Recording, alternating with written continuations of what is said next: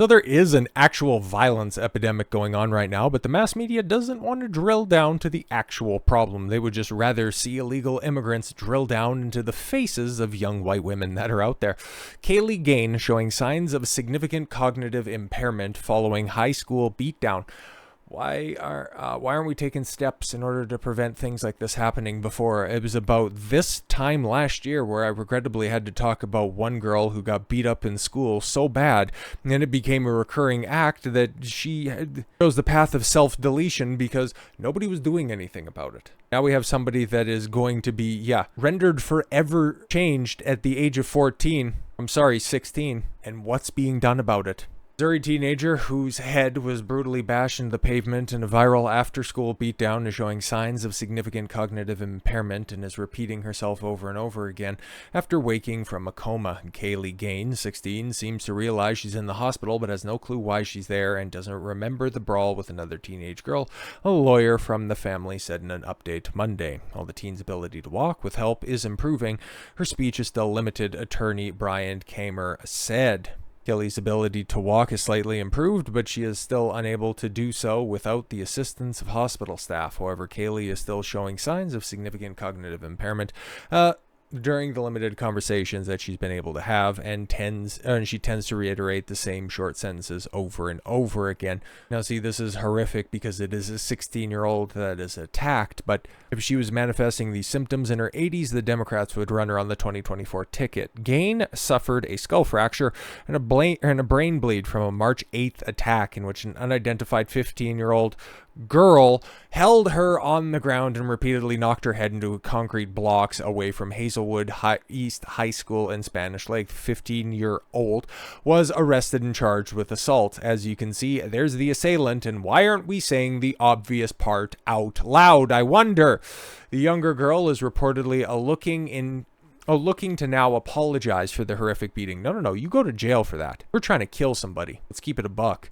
And according to the Gaines family, who also took back previous criticism of their daughter's alleged attacker for posting insensitive statements about the brawl on social media. Holy shit, that's where we're at. That's where we're at. Your daughter gets viciously attacked to a point where she's going to be a vegetable for the foreseeable future, and you want to retract statements because you thought that it reflected poorly on your daughter's attacker? Go to hell. Family has since learned the social media posts, including jokes that the beatdown would qualify her to join the MMA or WWE, were shared by somebody pretending to be the accused and were not legitimate, Kramer said Monday. The family is encouraged with the public statements by those associated with the accused. I would like to apologize to Kaylee for what occurred. Oh yes, of course. Scumbags. Gaines' relatives still want her alleged beater to be tried as an adult, even if she appears to be remorseful. Exactly, man. Put this future EBT recipient to the chair. I don't care. Meanwhile, the unnamed girl's family said that she was harassed and bullied before the caught-on-camera brawl, and she was defending herself. And yeah, no, her family has launched a GoFundMe, and it's so disgusting. I don't even want to pull it up, but that's not the only one. Women just getting sucker punched in New York City. Yep. What's happening there? Well, the attackers are getting released without bail. Imagine that.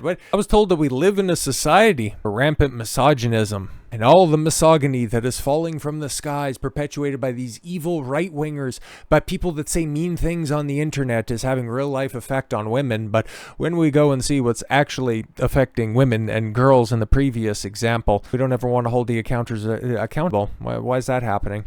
Suspect accused of randomly punching a woman in the face last week in Brooklyn pleaded not guilty to assault and harassment charges and was released without bail. Wow. Franz Judy.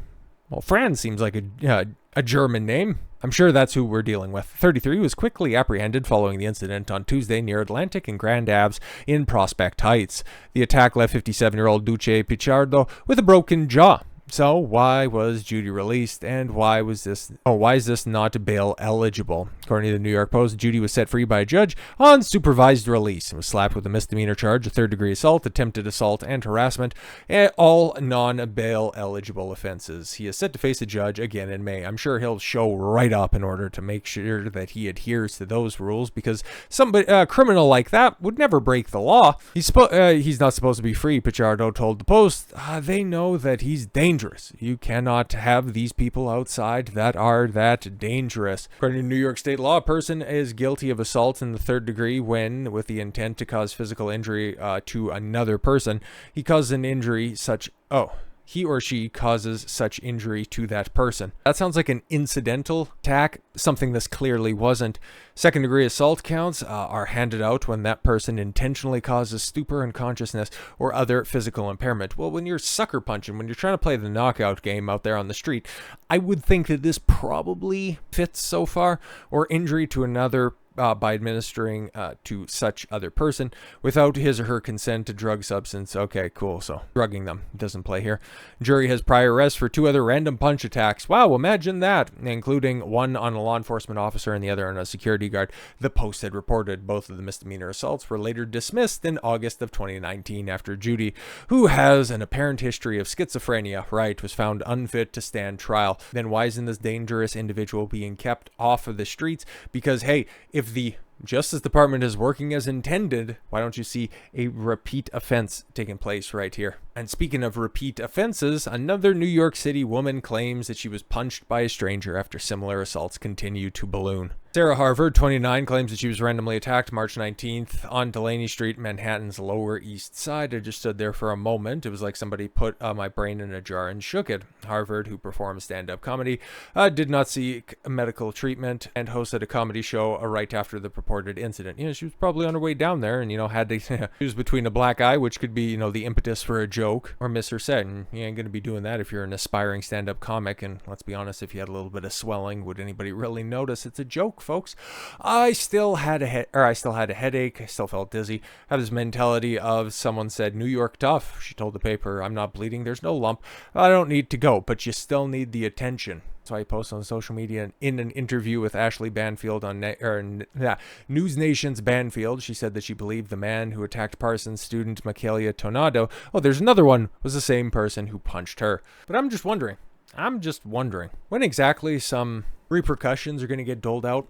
When exactly is there going to be accountability for the people that always say we need to go ahead and teach men not to do X? When are these institutions, these structures that constantly deride regular, non-confrontational male behavior? Are they going to see something that's legitimately wrong being forced upon women, random acts of violence? When are we going to see them institute all of their moral grandstanding policies? Oh wait, that's not going to happen because people that are in charge, they have certain other pet projects and they already know that they have the female vote completely and totally wrapped up, and all these chicks, save the minor who got attacked, is more than willing to vote blue no matter who, so why should they go ahead and protect any of these women? With all that said, thank you all very much for the gift of your time. I've been Don Consuelo. I want you to follow your gut and get after it. Take care, everyone.